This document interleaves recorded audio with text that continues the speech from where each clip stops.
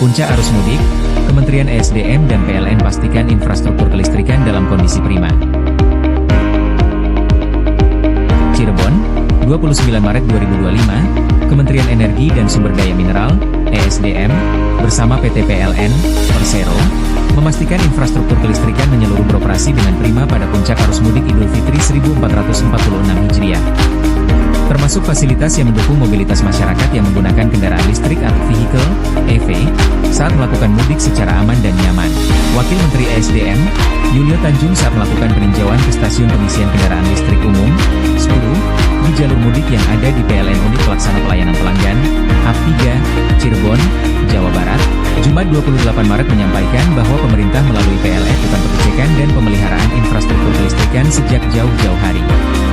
Persiapan tersebut diharapkan mampu mencegah gangguan kelistrikan selama periode Idul Fitri tahun ini. Yang kami lakukan di Kementerian ESDM, meminta kepada PLN untuk melakukan maintenance kelistrikan lebih awal, supaya tidak terjadi gangguan selama perayaan Idul Fitri. Kemudian untuk antisipasi, kita menyiapkan personil dan juga peralatan, ujar Yulio. Terpisah, Direktur Utama PLN, Darmawan Prasojo menegaskan bahwa PLN terus menjalankan arahan pemerintah untuk memberikan layanan secara maksimal selama periode Lebaran. Dalam hal ini, pihaknya memastikan seluruh infrastruktur dari hulu hingga hilir dalam kondisi prima untuk memberikan layanan kepada masyarakat. Kami berjuang all out dalam menjaga keandalan pasokan selama periode siaga Ramadan dan Idul Fitri 1446 Haji. Kami telah melakukan pengecekan menyeluruh, mulai dari pasokan energi primer, pembangkit, transmisi, distribusi, hingga personel, ucap Darmawan. Ia melanjutkan, PLN telah menetapkan periode siaga Ramadan dan Idul Fitri dari tanggal 17 Maret sampai dengan 11 April 2025. Proyeksikan beban puncak selama periode siaga ini sebesar 45 gigawatt GW.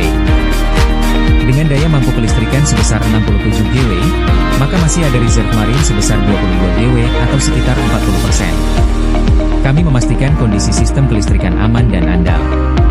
Kami terapkan monitoring real-time untuk menjamin pasokan mencukupi untuk memenuhi kebutuhan masyarakat bahkan di beban puncak, ujar Darmawan. Sementara Direktur Distribusi PLN, Adi Priyanto menambahkan bahwa PLN telah menyiapkan infrastruktur kendaraan listrik secara maksimal untuk menyambut periode mudik dan liburan Idul Fitri tahun ini. Termasuk dengan menambah jumlah unit 10 untuk titik-titik yang memiliki okupansi tinggi. Kami memproyeksikan jumlah pemudik yang menggunakan kendaraan listrik pada Idul Fitri kali ini akan 5 kali lipat dibanding tahun sebelumnya.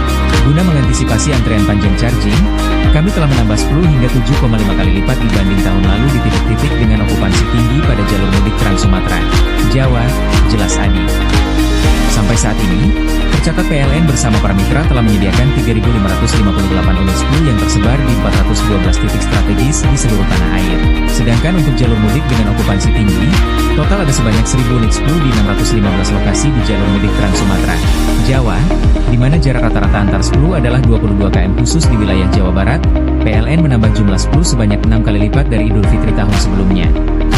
Dengan saat ini telah tersedia sebanyak 617 unit 10 yang tersebar di 406 lokasi di Jawa Barat.